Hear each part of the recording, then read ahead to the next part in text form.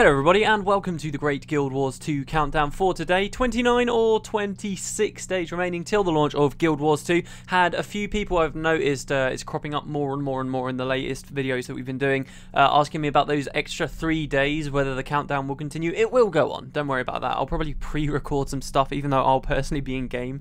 I'll have some stuff pre-recorded. What I'd really like to do is like something slightly different for the final 10, like a proper top 10 countdown of something or something along those lines, but I don't really know what I could do it on. But I would like to maybe change the countdown as we really ramp up into that last bit. Let me know if you've got any ideas for that, but that's something I'm mulling over anyway. The footage in the background comes from Landshark X, so thanks very much to them. You can find a link in the description below. And the topic for today is the one I skipped like 2 days ago now. I skipped forward to the Tengu thing and then I used someone else's suggestion, but originally what I wanted to do was the automated tournament system and the way ArenaNet have sort of set up this whole side of PvP. I've mentioned a few times, I think Guild Wars 2 PvP will do really well. I think it is lacking in some areas, like a spectator mode is pretty important to have one of those, but in other areas they've been really quite good, and this whole tournament system they've got in place at the moment is fantastic. It really is an extra boon towards the PvP community and will be a lot of help. It took a while for Guild Wars 1 to have automated tournament system, and we're actually seeing it there in Guild Wars 2 straight from the off. I believe they've also talked about more community designed as well, kinds of tournaments that can be going on, and the game will facilitate for that kind of thing too, which will be really cool.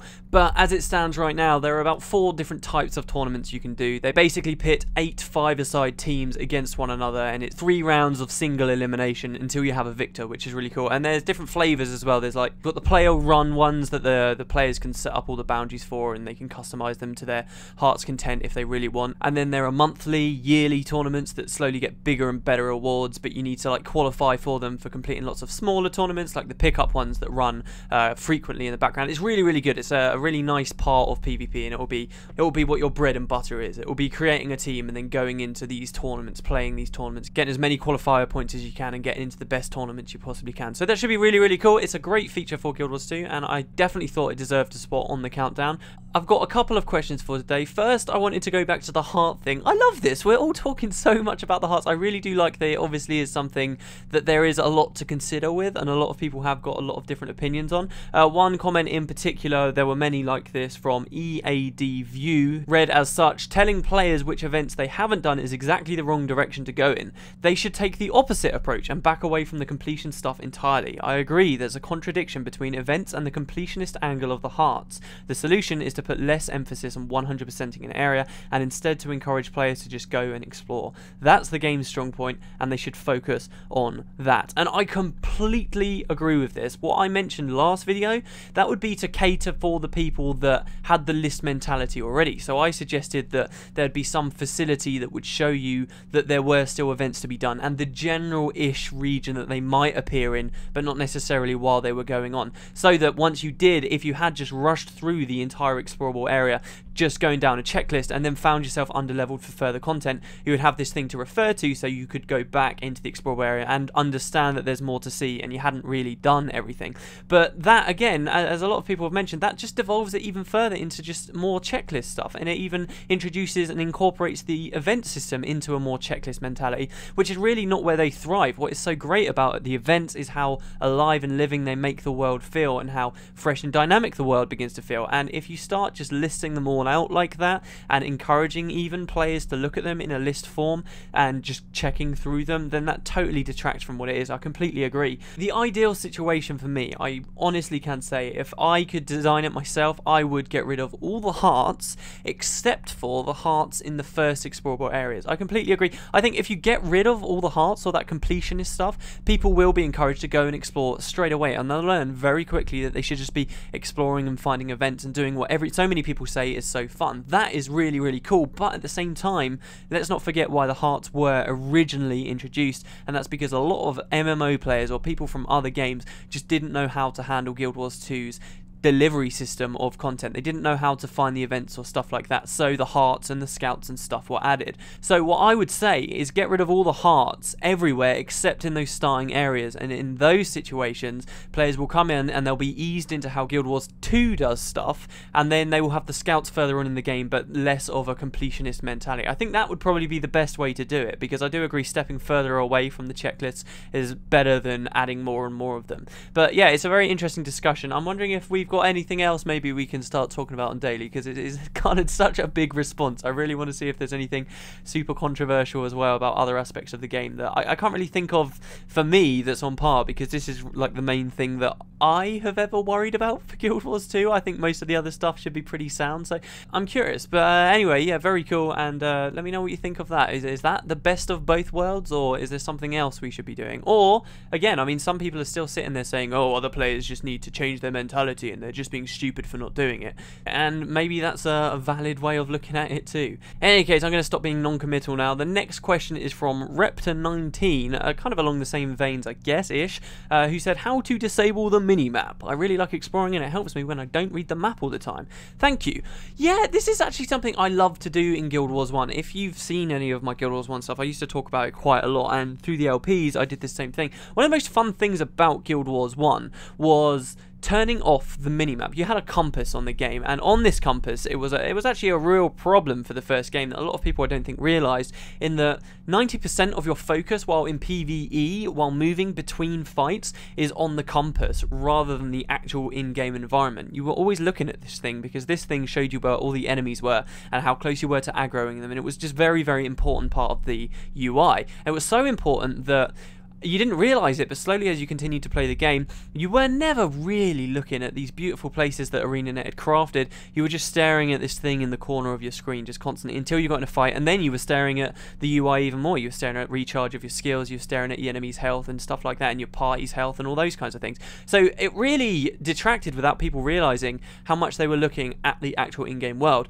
And what I used to do before even like doing stuff on YouTube was, while playing the game, I turned off the minimap. Guild Wars 1 had a lot of really good customization for the UI. It had a lot. You could turn any element on or off if you wanted, and you could resize it to anything. I think the only thing you couldn't do in Guild Wars 1 was rotate parts of the UI. Everything else was totally customizable, and it was really, really good. So people actually found that when they turned this compass off, all of a sudden you're actually looking in the real world for distances of enemies away, and you're really taking in the environments, and you suddenly realize and notice so much more detail and little cool things that were out there in the world that you'd never noticed before, and it really changed the experience of the game massively. It really did. Now with Guild Wars 2 this isn't going to be such a problem. ArenaNet have recognised it off the bat, and dots never appear on the minimap anymore at all. Originally, a long time ago, one of the ideas for a ranger trait would be that it would allow enemies to appear on the minimap, which was really cool just for rangers, but that's not actually in there anymore. That's a system that's been taken away.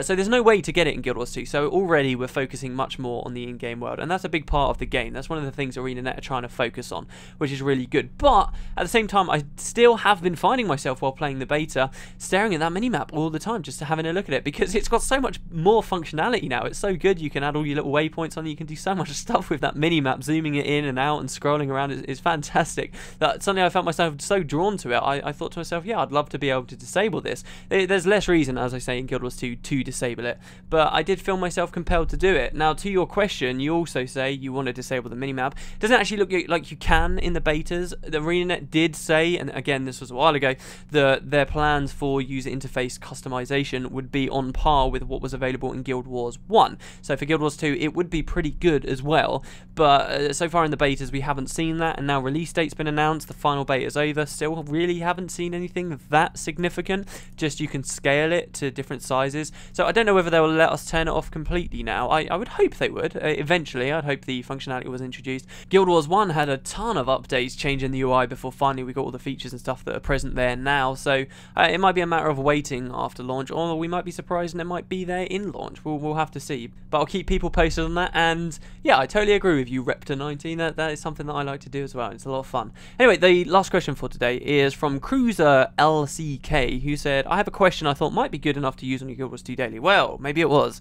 This is purely a speculation topic, but do you have an opinion or thoughts on why the devs left fishing out as an activity or mini-game, considering how much water is in the game as we've seen it thus far. Could it just be something they didn't get around to for launch, or could it really be something they didn't think of?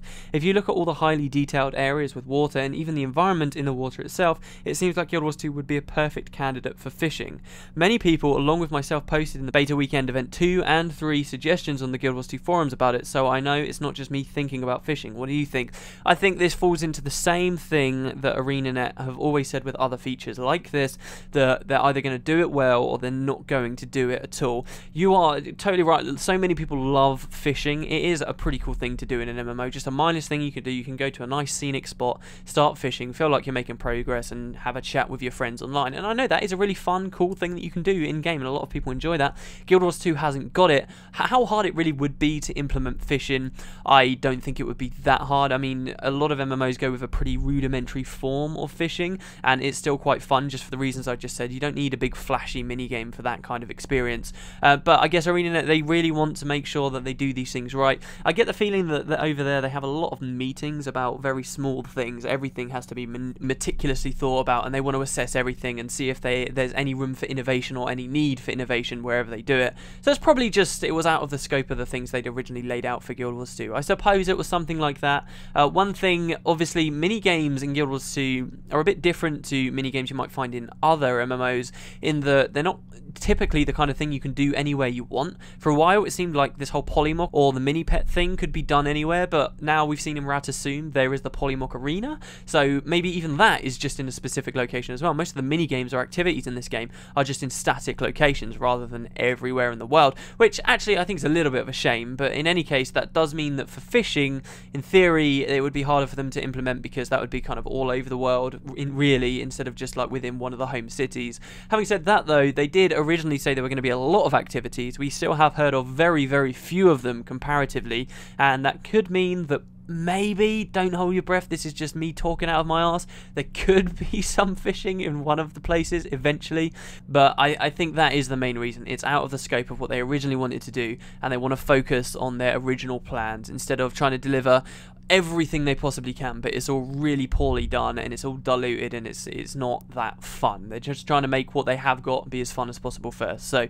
for that I can kind of excuse them, I suppose, but don't forget, I mean, if all their claims of the live team being this good are true, maybe it'll be something we'll be seeing added to the game sooner rather than later.